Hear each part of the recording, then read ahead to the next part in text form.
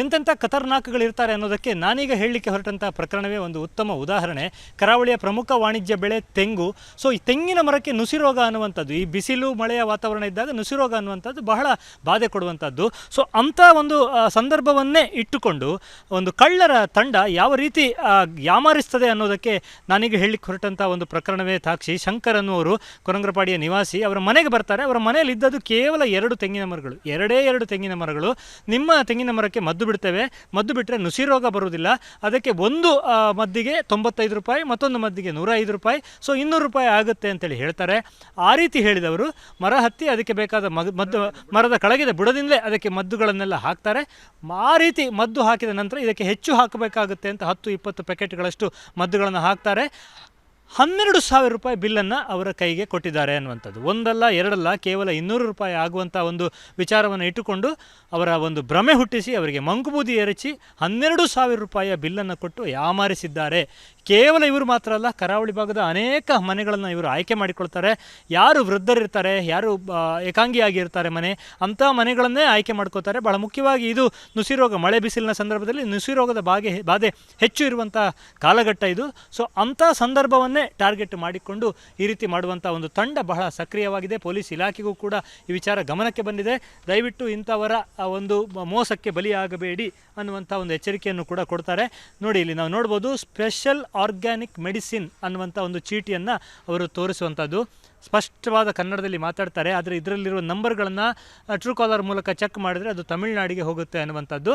ಆ ನಂತರದಲ್ಲಿ ಕೊಟ್ಟ ಬಿಲ್ಲನ್ನು ಕೂಡ ನಾವು ಪರಿಶೀಲನೆ ಮಾಡ್ಬೋದು. 12,000 ರೂಪಾಯಿಯ ಬಿಲ್ಲನ್ನು ಕೊಟ್ಟು ಅವರಲ್ಲಿ ಕ್ಯಾಶ್ ಇಲ್ಲ ಅಂತೇಳಿ ಹೇಳಿದಾಗ ಚೆಕ್ ಬರೆಸಿಕೊಂಡು ಇಬ್ಬರು ಮನೆಯಲ್ಲೇ ನಿಂತು ಮತ್ತಿಬ್ಬರು ಬ್ಯಾಂಕಿಗೆ ಹೋಗಿ ಹಣ ಕ್ಯಾಶ್ ಆದ ನಂತರ 4 ಜನ ಅಲ್ಲಿಂದ ಕಾಲ್ ಕಿತ್ತಿದ್ದಾರೆ. ಇಂಥ ಅನೇಕ ಪ್ರಕರಣಗಳು ಕರಾವಳಿ ಭಾಗದಲ್ಲಿ ಪತ್ತೆ ಆಗ್ತಾ ಇದೆ. ಪೊಲೀಸ್ ಇಲಾಖೆ ಈ ಬಗ್ಗೆ ಸಾಮಾಜಿಕ ಜಾಲತಾಣಗಳನ್ನು ಬಳಸಿಕೊಂಡು ಎಚ್ಚರಿಕೆ ಕೊಡುವ ಕೆಲಸವನ್ನು ಕೂಡ ಮಾಡ್ತಾ ಇದೆ. ಶಂಕರ್ ಅವರು ಪಾಪ ಇಳಿ ವಯಸ್ಸು ಅವರದ್ದು, ಅವರು ಮೋಸ ಹೋಗಿದ್ದಾರೆ. ತನ್ನ ಹಾಗೆ ಬೇರೆ ಯಾರು ಕೂಡ ಮೋಸ ಹೋಗಬಾರ್ದು ಅನ್ನುವಂಥದ್ದು ಅವರ ಆಶಯ ಇರುವಂಥದ್ದು. ಯಾವ ರೀತಿ ನಿಮ್ಮನ್ನು ಮಂಗ ಮಾಡಿದ್ರು ಅವರು ಅಂತ. ನಿಮ್ಮಲ್ಲಿದ್ದದ್ದು 2 ಮರ ಅಲ್ವಾ?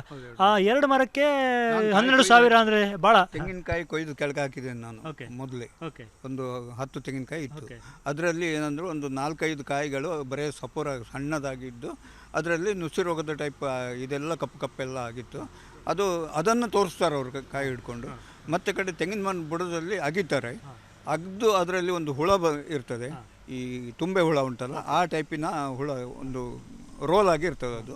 ಅದನ್ನು ತೋರಿಸ್ತಾರೆ. ಈ ಹುಳದಿಂದ ನಿಮ್ಮ ಮರದ್ದು ಕಾಯಿಲೆ ಬರೋದು ಅಂತೇಳಿ ಹೇಳ್ಕೊಂಡು ಅದನ್ನು ತೆಗೆದು ಹೊರಗೆ ಹಾಕ್ತಾರೆ. ಆ ಹುಳವನ್ನು ಹಿಡ್ಕೊಂಡು ಹೋಗ್ತೇವೆ ನಾವು ಅಂತ ಹೇಳ್ತಾರೆ. ಮತ್ತೆ ಹಿಡ್ಕೊಂಡು ಹೋಗುವುದಿಲ್ಲ ಅವರು ಅಲ್ಲೇ ಬಿಸಾಡಿಸಿದ ಹೋಗಿ. 2 ಮರಕ್ಕೆ 2,000 ರೂಪಾಯಿ ತಗೊಳ್ಳುವಾಗ ನಿಮಗೆ ಸಂಶಯ ಬರಲಿಲ್ಲ? ಭಯ ಆಯ್ತಾ ಹೇಗೆ ಅಂತ? ಇಲ್ಲ, ನನಗೆ ಭಯ ಆಯ್ತು ಸರ್. ಮನೆಯಲ್ಲಿ ಮಿಸಸ್ ಸೌಖ್ಯ ಇಲ್ಲದೆ ಇರೋದ್ರಿಂದ ಭಯ ಆಯ್ತು ನನಗೆ.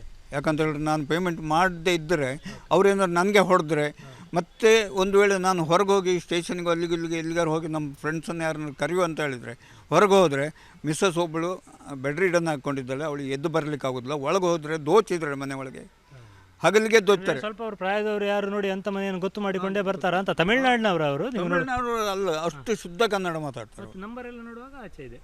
ನಂಬರ್ ಇದು ಟ್ರೂ ಕಾಲರ್ ನೋಡಿದೆ, ಅದು ತಮಿಳುನಾಡಿಗೆ ಹೋಯ್ತು. ಅಲ್ಲ, ಹೌದು. ಈಗ ಏನು ಹೇಳ್ತೀರಿ ನೀವು? ನಿಮ್ಮ ಹಾಗೆ ಬೇರೆಯವರು ಏನು ಮೋಸ ಹೋಗಬಾರ್ದು. ಅಂಥವ್ರು ಸಿಕ್ಕಿದ್ರೆ ಪೊಲೀಸ್ ಸ್ಟೇಷನ್ಗೆ ಅವ್ರನ್ನ ಏನಿಲ್ಲ ಬಂದ ಕೂಡಲೇ ಅವ್ರನ್ನ ಏನೋ ಚೆಂದ ಮಾಡಿ ಮಾತಾಡ್ತಾ ಇದ್ಕೊಂಡು ಸ್ವಲ್ಪ ಮಾತಿನಲ್ಲಿ ಮುಂದೆ ಹೇಳ್ಕೊಂಡು ಅವ್ರನ್ನ ಸ್ಟೇಷನ್ಗೆ ಹ್ಯಾಂಡ್ ಓವರ್ ಮಾಡಿ ಅಂತೇಳಿ ಹೇಳುವಂಥದ್ದು ನಂದು. ಬಹಳ ಮುಖ್ಯವಾದ ಕಾಳಜಿ ಇಟ್ಟುಕೊಂಡು ಅವರು ಬಂದಿದ್ದಾರೆ. ತನಗೆ ಹೇಗೂ ಅನ್ಯಾಯ ಆಗಿದೆ, ಈ ರೀತಿ ಯಾರೂ ಅನ್ಯಾಯಕ್ಕೆ ಒಳಗಾಗಬೇಡಿ ಅನ್ನುವಂಥದ್ದು ಒಂದು.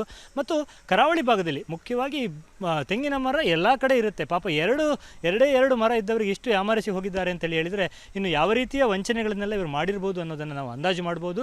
ಪೊಲೀಸ್ ಇಲಾಖೆಯ ಎಚ್ಚರಿಕೆಯನ್ನು ಕೇಳಬೇಕು. ಇವರು ಆಡಿದ ಮಾತುಗಳನ್ನು ಕೇಳಿ ಇನ್ನಾದರೂ ಕೂಡ ಈ ಭಾಗದ ಜನ ಒಂದಿಷ್ಟು ಎಚ್ಚರಿಕೆಯಲ್ಲಿದ್ದರೆ ಈ ರೀತಿ ಮೋಸ ಹೋಗುವುದರಿಂದ ತಪ್ಪಿಸಿಕೊಳ್ಳಬಹುದು. ಉಡುಪಿಯಿಂದ ಕ್ಯಾಮ್ರಾಮನ್ ಹರೀಶ್ ಜೊತೆಗೆ ಶಶಿಧರ ಮಾಸ್ತಿ ಬೈಲು, ಏಷ್ಯಾನೆಟ್ ಸುವರ್ಣ ನ್ಯೂಸ್.